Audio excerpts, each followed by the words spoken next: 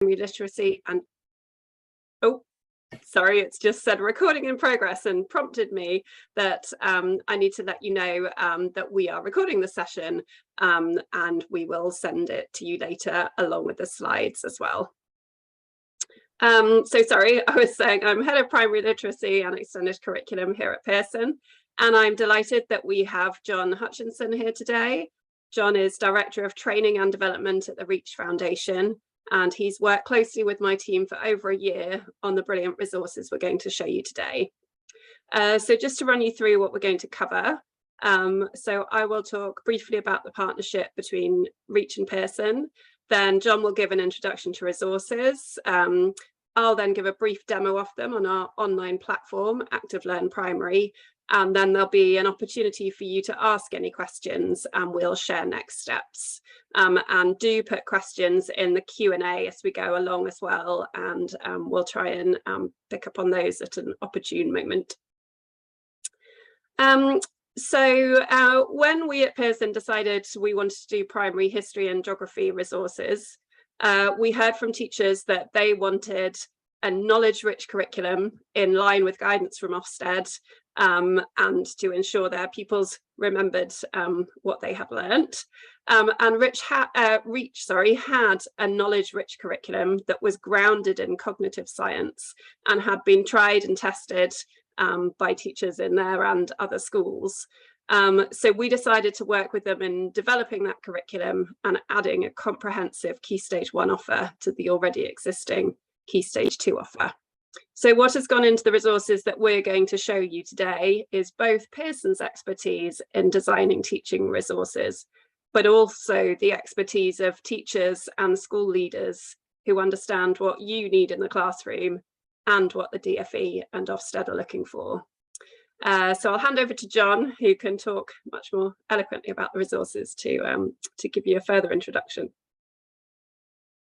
Thanks, Penny. Welcome, everybody. Great to be here. So I was an assistant head at Reach in our primary, where for a number of years, along with lots of talented colleagues, we put together this curriculum. It kind of iterated over years and years until we eventually rolled it out to first 12 of the schools and then over 100 schools eventually are using it before we partnered with Pearson, who really added a number of, I think, crucial kind of elements to the program, which we're going to talk about today. But first of all, in a kind of nutshell, one of the ways that we can think about this is through Ofsted's kind of 3 I's, and I'm hesitant to say that because we don't want we'd be at pains, both us and Pearson, say we're not going to do something because Ofsted says it. However, we think it's a pretty useful lens to think about curriculum development and what we should be focusing on in schools. So if we think about the intended, implemented curriculum and also the kind of impact that we want to see, the intended curriculum really should be thought about in terms of years and not kind of lessons or weeks. So the intended history curriculum will in a primary school will consider everything essentially that kids should know and be able to do as historians. And in order to have a really clear intention, we think that one of the things that's necessary is for there to be really quite granular detail in terms of what you expect kids to know and remember, and in terms of what you expect them to be able to do as historians or as geographers. And that's why the curriculum package is so detailed. So it's a complete curriculum, both in terms of covering every statutory national curriculum topic and unit, but also in terms of the level of content. So each unit includes 6 lessons, and included in each of those lessons is a decent amount of kind of challenging text, which we'll get onto later. We've also tried to match the kind of pedagogically rigorous approach that we see in other subjects in primary. So, for example, in maths, in reading, in writing, and inject that same kind of rigor into history and geography. I think our reflection when we looked years ago at kind of our own foundation curriculum offer, is that we weren't really providing that same level of rigor in terms of clear modeling and exposition, high challenge and expectations in terms of what kids are expected to know, plenty of opportunity to practice and guidance along the way, breaking down that kind of content into a series of digestible tasks and activities for the children to focus upon. So we call it knowledge rich because it really begins with, it starts with what we expect kids to know. So we don't start with the activities, we don't even start with the skills, although obviously activities and skills are both important. We start with, what do we expect kids to know? If we're studying, for example, the Anglo-Saxons and Scots, what do we expect kids to know about the Anglo-Saxons and Scots? And that's set out in lots of detail. And we then think about between units, how can we sequence that intelligently? So if kids want to, for example, what do kids need to know about the Anglo-Saxons and Scots that builds upon what they've learned before? And that's one of the reasons that we sequence the Key Stage 2 history curriculum chronologically, because you can only really appreciate the kind of reason for the invasion of the Angles, Saxons and Jutes along with the Scots, if you understand the kind of power vacuum that was left when the Romans left Britain in the 5th century. So we think that it's in line with kind of Ofsted's guidance on that kind of clear sequencing and progression, and from an intent perspective, really sets out what we intend kids to know. But also those resources, from an implementer perspective, are quite clear in terms of there being booklets, slides, digital tools that teachers kind of have at their fingertips, which means that they spend less time resourcing and more time preparing the lessons for the class in front of them, thinking about how to, for example, scaffold the particular elements of the lesson for both pupils that might require a little bit of extra support and also pupils who might require a bit of extra challenge, by thinking about their unique personality as teachers and by thinking about the idiosyncrasies within their class and the students that they teach. We think for teachers, that's a lot. And for teachers to be able to have the headspace and time to focus on that from an implemented curriculum perspective, they need those kind of resources set out in as much detail as possible. We were quite clear from the start, though, and Pearson really pushed on this in terms of this curriculum not being a kind of a sticking plaster in terms of giving sort of teachers something which they mindlessly deliver or which is kind of foisted upon them. We want to unleash autonomy with this curriculum and these materials. And part of that means developing both curriculum thinking as well as curriculum delivery, and to really improve curriculum thinking amongst all staff, so not just senior leaders and subject leads, but also teachers and supporting adults within the classroom. It's important to know kind of what underpins the curriculum. So why do we start every lesson with a recap quiz that encourages pupils to retrieve knowledge from other lessons and other units? Well, you could just tell teachers to do that, do a quiz, but much better if we explain to teachers and help them to understand that from a curriculum perspective, revisiting key concepts often utilizes what psychologists call the testing effect, that allows pupils to automate that kind of knowledge, to build stronger connections between working memory and long-term memory, which is going to make the learning process easier and also build more kind of sophisticated and nuanced schemas in each of the subject areas.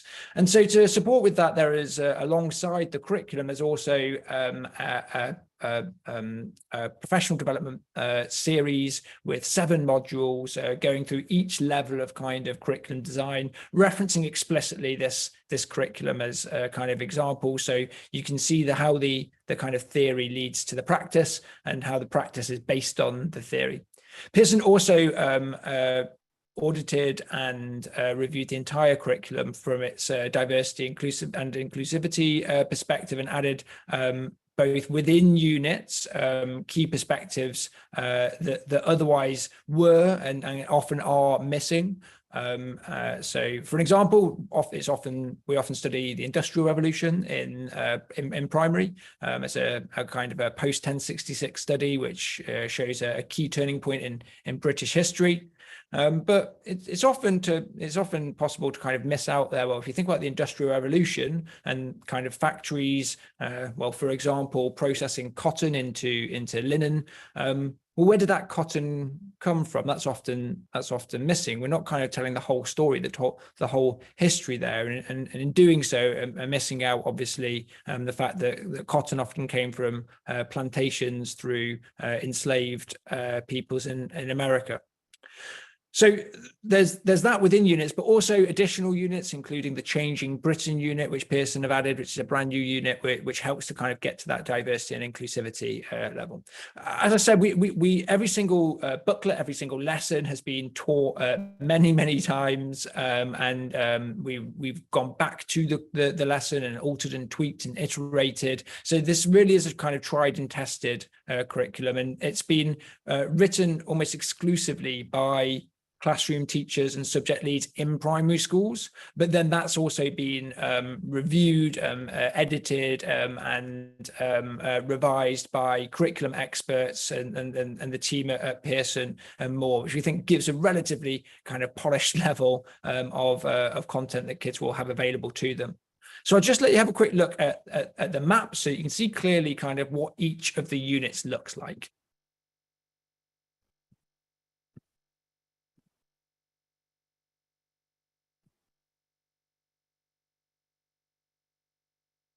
So you'll see that there's the key stage one offer there with 6 units over the course of that key stage, which covers lots of the national curriculum, significant peoples, for example, Pocahontas, comparing countries of the UK, which is a key national curriculum requirement from geography. And then as we move into key stage 2, we have both history and geography units, so discrete subjects to help pupils understand what it means to be a historian, to understand that as a distinct subject discipline, it has its own kind of disciplinary knowledge and practices, and also its own kind of content. And that's sequenced over years, so you'll be able to see that from a history perspective, we move forward chronologically, so pupils get a clear sense of chronology, but also cause and effect change over time. And from a geography perspective, we've sequenced that so that pupils gain, for example, first of all, understanding mountains, volcanoes, and earthquakes, which gives them a really clear sense of plate tectonics and how the kind of earth is structured, which then helps them to understand more around things like biomes and moving into areas like population and migration paths. And so thinking carefully about kind of the ordering of that. Pupils learn first of all about the hydrological cycle in year 3 and how that affects weather patterns, which then means that when they learn about rivers in year 4, they're already aware of the water cycle, which makes that unit make a little bit more sense. So the guiding principles of this curriculum and the key features, that every single unit that you can see there has a work booklet. That work booklet has 6 lessons in it, and each lesson has an inquiry question. So not to be confused with inquiry learning or discovery learning, but rather the inquiry questions help to frame the content within the booklet. We don't just want a list of disconnected and meaningless facts. So we might ask the pupils, for example, why did the Celtic chiefs invite the Angles and the Saxons to Britain? We now know, of course, that the Angles and the Saxons settled Britain. Once they came over, they took over. So why did the Celtic chiefs invite the Angles and the Saxons? And that means that when children engage in that lesson and read the text, which sort of shows how Britain was suffering invasions from the Picts and the Scots from both Scotland and Wales and Ireland, they needed some defense. Why do they need some defense? Well, because the Romans had gone. So we can see how each of these lessons kind of builds on what kids already know and gives meaning to what they're learning, so they can answer this key and important question. There are also lesson plans, detailed lesson plans. You're going to see all of this in just a moment when Penny gives a kind of a demo, clear slideshows, At the end of every unit, kids write an essay which brings together kind of all of their knowledge, allows for an extended writing task. It's brilliant from an evidence perspective, if you in terms of the non-fiction text that we need kids to write. And Pearson have added these concept toolkits, which I'll talk a little bit more about in depth and a bit more depth later on, which get to that kind of disciplinary knowledge, which is so important. And we think that this kind of curriculum accounts for probably around 75% of lesson time. So teachers still have a little bit of wiggle room, a little bit of leeway to include lessons or activities or enrichment ideas, which add that kind of extra engagement and those beautiful kind of primary activities that we don't want to lose whilst engaging in a kind of content-rich curriculum. So let's have a look at these these concept toolkits which we talk about. I'll just pause to let you kind of read through this slide.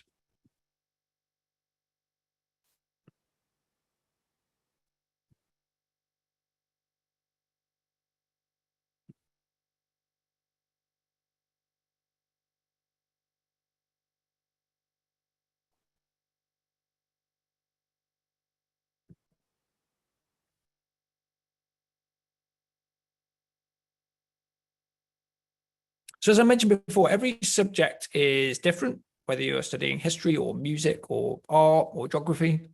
How is every subject different? Well, two things. First of all, there's a ton of content that's associated with the subject. So great physicists, for example, they know a lot about physics. That's one of the things that distinguishes physicists from non-physicists. They just know a lot of stuff, which gives them this kind of illusion of effortlessness when they're doing physics.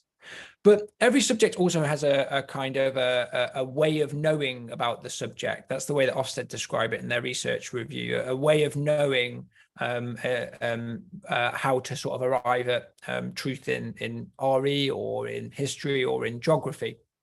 And this is sometimes called disciplinary knowledge, the knowledge of how the discipline is structured. And it's slightly different in every subject. So scientists, for example, use the scientific method to arrive at truth. Historians don't use the scientific method. Instead, they use things like argumentation and debate. And they do that by thinking about sources, evidence from sources. They do that by thinking about significance, continuity and change, cause and consequence. These are the lenses that they use to study their subject. And we can introduce this even in primary, and indeed that is now the expectation, which is why Pearson has added this element to the curriculum. So we're not just kind of going through these lessons in the booklets in terms of you need to remember everything that's inside them, although that is important. We're also pushing children to think about the subject from these kinds of perspectives. So when studying history, thinking about kind of causes and consequences. So what was the cause, to go back to our earlier example, what was the cause of the Celts inviting the Angles, the Saxons and the Jutes to England? And what was the consequence of them doing that? So they can think, well, one of the consequences is it helped to ward off the Picts and the Scots, but another consequence was that they stayed. The Angles, the Saxons, and the Scots stayed and were able to take over because they were more powerful. So the concept toolkits help teachers and students to get clear on what those kind of big substantive concepts are throughout every lesson and every unit. But there are also specific tools and resources within the curriculum which can be used as standalone lessons or within the particular lessons to help kids get better at those different skills. So one example of that is in a kind of an inference square when thinking about evidence in history. So when consulting particular sources or when thinking about evidence from sources, they'll be able to consider what they can infer from the different parts of that source, whether that's a picture, an artifact, or a written source.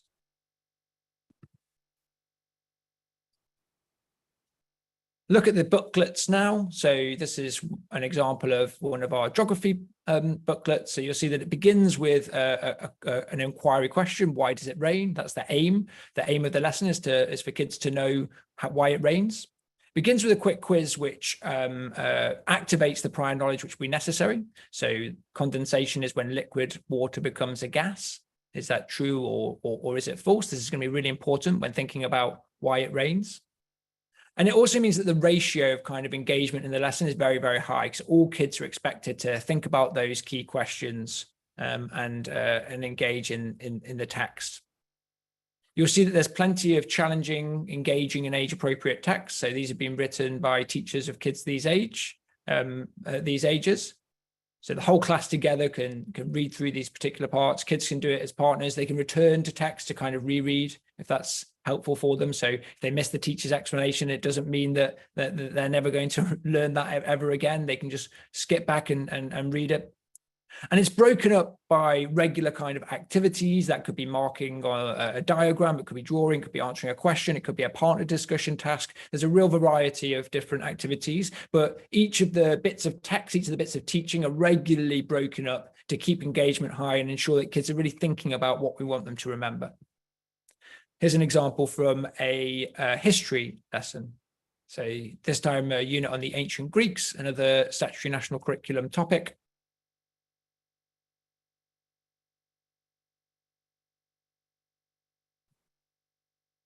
And that consistent approach to each of the lessons mean that the pupils, as they get used to this kind of booklet, means that they can get straight into the content, straight into the stuff that matters in terms of what they need to remember, in terms of what we're going to learn about in terms of the ancient Greeks, and really quite quickly, and from experience of teaching both years, well, I'm teaching every year group with this approach in primary, very quickly kind of settle down to the different tasks and get used to completing those and waste very little time in lessons because they're answering key questions based on really important content.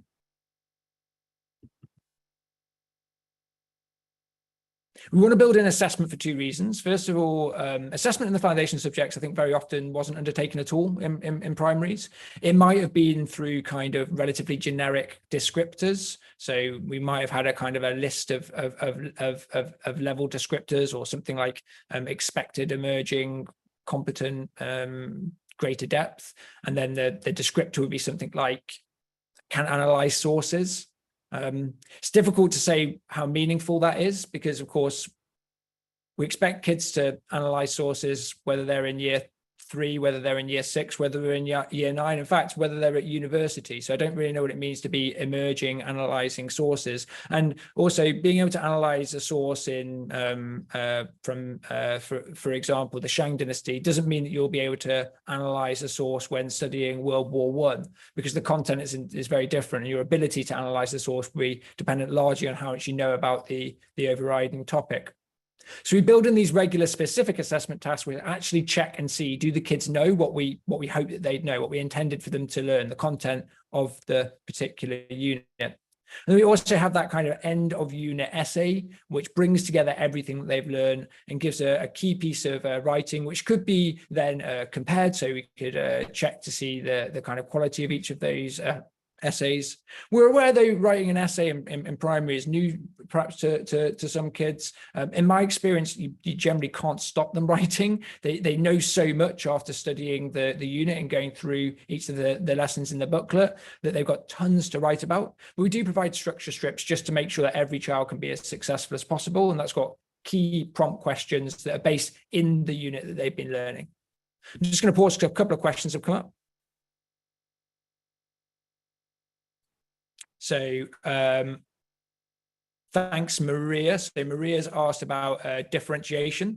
And not all students are at age-appropriate reading levels. I think that this is a really good question. So one of the reasons that we wanted to really include text within each of the lessons was for two reasons. First of all, it was very helpful for the teachers because it gives very clear indication to the teachers about the content, because we know that not all teachers have high levels of subject knowledge in each of these topics. I mean, how could they? How can we suddenly expect teachers to be experts in Benin Kingdom, in migration patterns? And so it helps that teacher. But the second thing is it really gives the kids loads of extra practice reading. So we usually use this and read aloud. So each of the kids will have their booklet in front of them, and the teacher might call on different kids to kind of read a sentence in turn. It's a strategy called Control the Game from a book called Reading Reconsidered by Doug Lemov. It means that kids then, our kids, for example, are reading about 500 words of non-fiction text at least twice a week, and that's giving them loads of extra practice of reading, which helps to get them up to those age appropriate reading levels. And on the question of kind of differentiation, so we think it's really important that all pupils are able to access this curriculum. The way that we do that is through we prefer to use the term scaffolding than differentiation. We think that differentiation has lots of different kind of definitions and connotations, but one of the things that we really wanted to avoid was lots of different kind of resources and outcomes for kids, because that's only going to either maintain or widen gaps. If we give a kind of easier curriculum or an easier booklet to some pupils, then there's no way that they're ever going to be able to catch up with their peers where they're currently behind. So it's the same booklet for all pupils, but some scaffolding may be required. And there's a couple of different ways to do that. So because the content is very clearly set out, one way could be that those pupils who might struggle with a lesson, might require a bit of extra time, could either take the booklet home, and we could ask parents to have a quick look at the lesson the night before. So we've done that with parents before. We said, tomorrow we're going to be learning about erosion, transportation and deposition in our geography lesson. If you look at page 16 here, then you'll see that there's a couple of pages on it with some text. If you wouldn't mind just having a quick chat with your child about that, don't worry, you don't suddenly need to be an expert. It's all in there, so you can just read it to them, talk about some of the questions, talk about some of the ideas, look at the diagrams together. And that really sets up those kids for success, which means that when they go into that lesson the next day, they're ready to achieve at the same level as their peers. You can also do that with additional adults outside of the classroom before a lesson, or post-teaching after the lesson to review it. The other way is that sometimes our teachers will write in the kids' booklet. So if a child requires a bit of extra support in terms of scaffolding, then what they might do is if there's a question there, then they might kind of give them a bit of a sentence starter or some keywords to use. That means that they're still answering the same question, they're still thinking hard about the same stuff, but they've just got those extra scaffolds and supports there that allow them to get to that same kind of level. The retrieval practice is built on prior learning. Yep. So you'll see at the start there, those 5 questions, and they refer to previous lessons and occasionally previous units. And the kind of mid-unit check-in quiz also builds on the retrieval practice on everything that they've learned before. There isn't mixed age planning, although we haven't attached year groups to these. We have a suggested kind of sequence, but we purposefully haven't got kind of year 3 spring 1 because we're aware that for some schools they'll have mixed ages, combined classes. Small schools will have obviously different year groups all in the same year together. So you'll still be able to have the same comprehensive curriculum, but we'll be able to adapt the sequence at a time that works for you. Okay, Penny, is now a good time to show that in action in terms of how to access the resources? Yes, I think that would be good. Do you want to stop sharing your screen and then I will share mine? I will stop sharing. There you go. Lovely.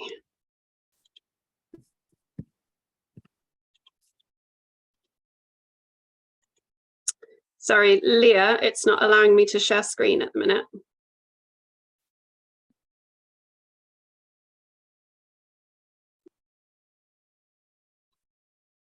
Ah, no, it does. Thank you.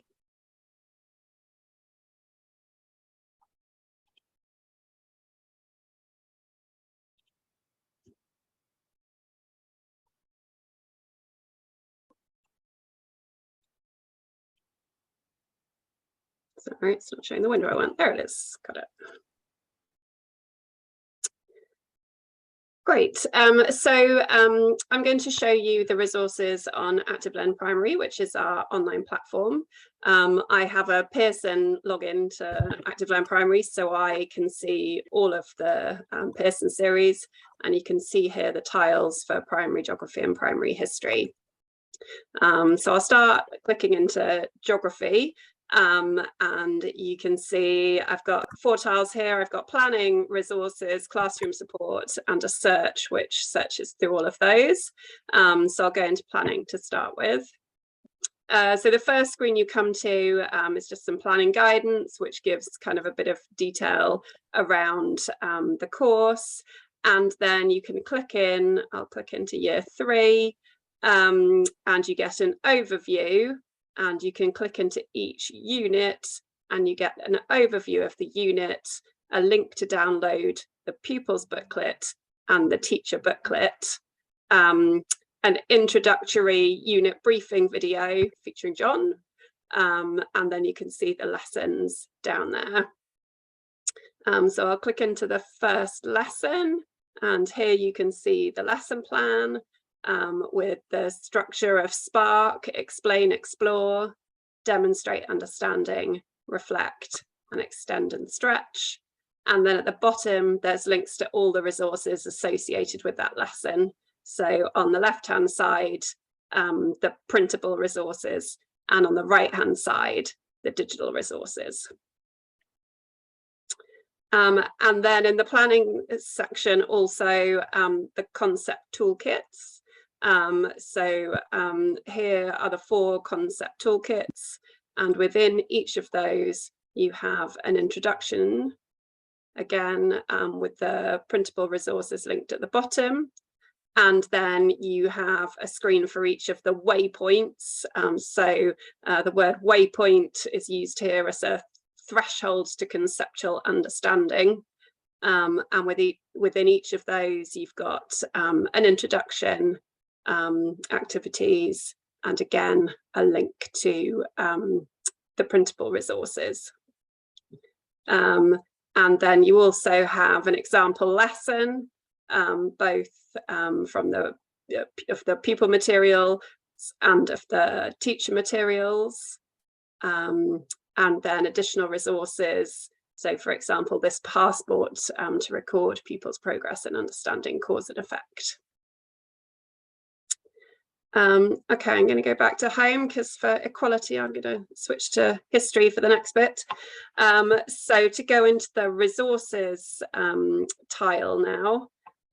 So here I can filter by year. So I'm going to filter by year 3. And then you can see here the different resources that you have.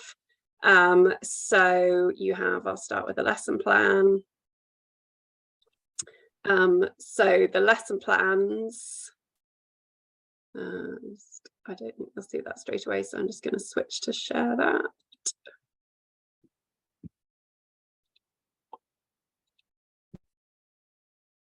So the lesson plans are provided in Word, so that you can edit, customize them.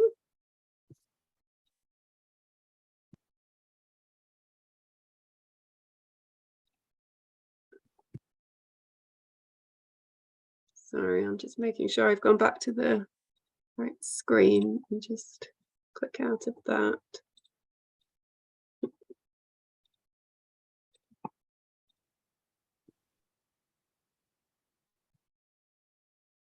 Screen. Yeah, you can see Active Learn Primary again, can you? And then other types of resources. So you've got the teacher slides. So again, I will show you what those look like.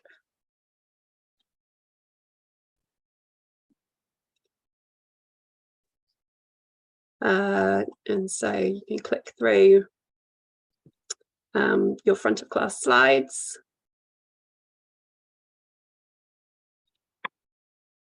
Oh, sorry, not very smooth on my screen sharing. It's difficult switching between windows. And then you've got your workbooks, so your pupil workbook and your teacher workbook.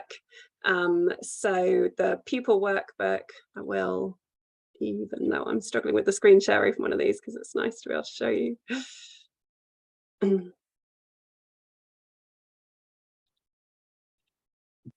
think that's the right screen. Let's check. Yeah. The pupil workbook with the knowledge organizer at the beginning. I'll just scroll to the end to show you the essay questions that John referred to, and then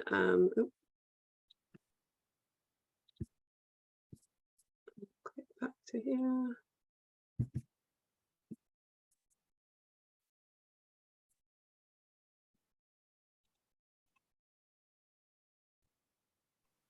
And then the teacher workbook, which I won't click into because it looks exactly the same as the pupil workbook, but it has the answers and guidance for marking pupils' answers. And then the other types of resources you can see here are the videos, which are the same ones I showed you in the planning section, so the briefing videos for each of the units. And you've also got all the resources for the concept toolkit in here as well. So I'll just go back into geography for a minute to show you the classroom support. So in the classroom support, you've got a link to the professional development, which John is going to talk about in a moment. You have got a curriculum map, and you've got some more information about the concept toolkits and a glossary of the terms that we use about the course. So I think that's everything I want to show you there. So I'm going to stop sharing and pass back to you, John. Thank you very much. I'm going to share again. So there are, in fact, before I'll get onto the professional development in a moment, we've just had a couple of questions about the concept toolkits. So I'd just like to answer those and then just give one quick example. So this, for example, is from the geography concept toolkit. It's one of the resources there. Now, these can be used in two ways. They can be used to supplement a lesson. So they can be used alongside a particular lesson, or they can also be used discreetly. So the concept toolkits help you to understand, you as a teacher, but also the kids to understand that, as I said, the disciplinary knowledge or the kind of the big substantive concepts within a particular subject. So for geographers, decision making is a really key kind of substantive concept. It's kind of disciplinary skill. Geographers have to kind of make decisions. And what do we mean by that? What from a disciplinary perspective, what do we mean? And this toolkit gives you some examples that make it clear to the children. So this lovely activity on designing a bedroom, which could be used to kind of give an example when introducing the idea of decision making within a lesson, or as a standalone activity. So we can see here that we want to design a bedroom, but if we want to be great geographers, we don't just say, well, look, we need to design any old bedroom. We have to make specific kind of choices. We have to make decisions, and decisions are usually based on kind of constraints. So we've got these constraints here that you can't spend too much money. So it can't damage the walls. It needs to have longevity. That there's no TV or computer in the bedroom. And then it kind of needs to be shared. So two people need to be able to fit in there. So then we can see now actually which of these kinds of meets those kinds of criteria. What decisions do we need to make based on these and setting out the ideal bedroom. Now, if kids are doing a lesson on, for example, a settlement, so in the Year 3 unit on villages, towns and cities, they think about how geographers will design cities, how you will think about where is a good place to settle as a nomadic hunter, for example. They'll also have constraints that they need to be near water, for example, near fresh running water, that they're likely need to be near other natural resources like trees for wood. And so it helps them to understand in a concrete way, and one that's familiar to them, these kind of larger skills and concepts that different disciplines engage in. So I'll just go back now to the professional development offer. So as I mentioned, alongside this and included as part of the package, there's an online professional development course. There are 7 modules. Each of those modules lasts about an hour. So there are lots of short videos in them. The videos last about 3 to 5 minutes each. So it's designed with busy teachers in mind. They can kind of take it at their own pace. They might do 3 or 4 minutes here or there, or they could do the whole thing in one go. Maybe they get, the senior leader might say, you're leading geography this year, so you can take a day off next week. We'll get you covering. You can do the whole course, and it covers right from the start to the end, kind of principles of curriculum design, especially with respect to this particular curriculum. So thinking about how we might, that some of the principles of curriculum design around things like vertical integration and sequencing, building schemas, some of those ideas like retrieval practice and the influences of cognitive science, right through to kind of how we might meaningfully, validly, reliably assess knowledge and skills through a curriculum package. And so that should give especially subject leaders the confidence to be able to talk about why this curriculum has been selected, why the decisions have been made, and also begin to then start to perhaps even iterate, augment, add to the curriculum that's being provided. I'm just going to pause for a couple of questions before Penny comes on to some of the logistics. So Ruth, there's a timeline there. It's not at the beginning of every topic. So the prehistoric Britain unit has a timeline. The Shang dynasty has a timeline associated with it. I think that using timelines to kind of zoom in and zoom out can be a really helpful way to get kids building this idea of chronology, and in terms of sort of the different like proportionality of time, as well as sort of within living memory and beyond living memory.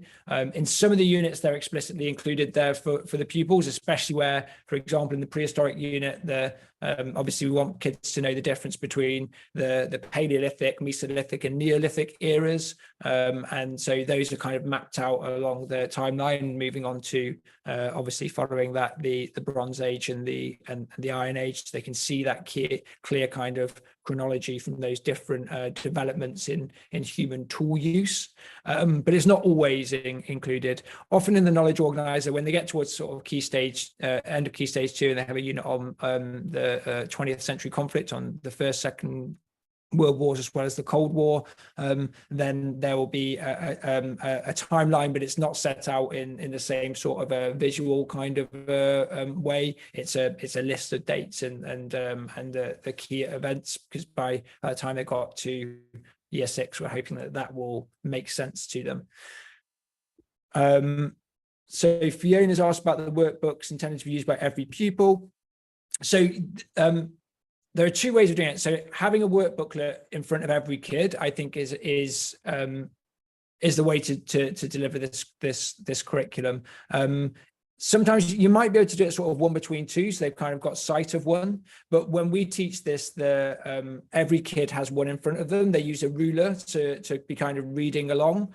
When there gets to an activity, so it might be a kind of discuss with you, if it's on that villages, towns and cities, for example, question. Unit, then we might be talking about why nomadic hunter-gatherers stopped sort of traveling from place to place and started settling in one place. And we might say to them, what would be the benefits of staying in one place, and what would be the disadvantages of staying in one place?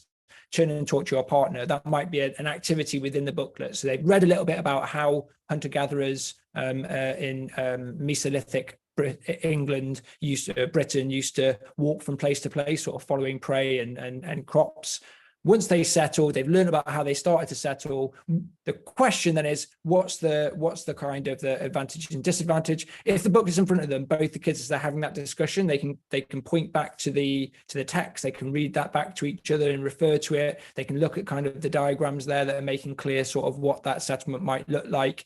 And if it's a written question, sort of list the top 5 features that every city has, then all the children in their booklet can straight away jot those down there. And the teacher at that point will probably be circulating, seeing what kids are writing, so you can get that kind of formative assessment, that adaptive teaching in the moment, where they can let all the children know kind of whether they were right or whether they were wrong, spot patterns around what kids might be kind of struggling with or what they might be finding really easy. So yeah, the recommendations for every kid to have a booklet in front of them.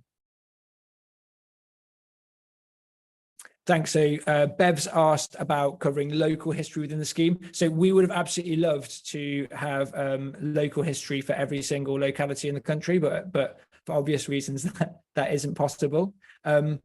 We think that best practice around history is to include an element of locality within every single unit. So whatever the kids are learning, understanding, linking that back to the locality, and obviously the school and the teacher are going to be best placed to do that. We often found when talking to people that people felt that they didn't have time to really think about the locality in terms of history, because they were spending so much time thinking about the kind of the core offer of the unit, the more generic aspects of, let's say, for example, the ancient Greeks or the Anglo-Saxons. And so we hope that because that's all included here, teachers can then use a bit of that extra time that they've got to think about the locality. We have given an example in one of those. So the Industrial Revolution unit, there is some specific kind of lessons around how that affected where the curriculum was developed, Feltham and London. And we hope that kind of gives some guidance around how that might then be implemented. So schools can think about, okay, if this is how it works with London and with Feltham, how would we mirror this sort of thing around our locality? So within that, then there are some local maps included, which show how the locality has changed sort of over time before and after the Industrial Revolution. That's an activity that you can include for your locality. So it gives some really clear ideas, I think, around how that might be implemented. But ultimately, as I said, we think best practice would be weaving in some locality into every single unit. And we hope that teachers will have the time and headspace to do that with the core kind of knowledge undertaken. Similar with geography as well, getting that locality into every geography unit. So obviously our unit talked about rivers, talked about some of the major rivers of the world, how they influence the people that live around them, how they influence the land around them. But you would also absolutely be wanting to kind of take kids to your local river to consider how the local river near to where you are has influenced the land and how people kind of interact with it. So we'd certainly be encouraging schools to do that alongside this kind of the core offer. Penny, I'll hand back over to you. Thanks, John. I'll share my screen again in a minute, actually, because I saw a question about whether you can buy the geography content separately. So yes, so this slide shows a kind of headline figure, which is £900 for the geography, history and the PD. So that breaks down as £800 for a history and geography package together and £100 for the PD. But if I just share my screen quickly, I can show the web page that shows you the digital packages, and there's a link to this in the slides that you will be sent, so you'll be able to take a look at this. So you've got the single options, which gives you the option to buy just geography or just history, and you can see that that is £450 for the year. And then the essential allows you to buy history and geography together, and that is £800. And then the premium is if you want to buy history, geography and our science course together. To kind of preempt any questions about large and small schools, so large is actually kind of medium stroke large schools, but there are lower prices for small schools, and small in this context means with fewer than 150 students on roll. Sorry, John, would you be able to pop those slides back up? Thank you. Yeah, we've answered a few questions throughout, and Lauren, I'm coming to your will we be able to access these question. Does anyone have any other questions they want to ask before I go on to next steps?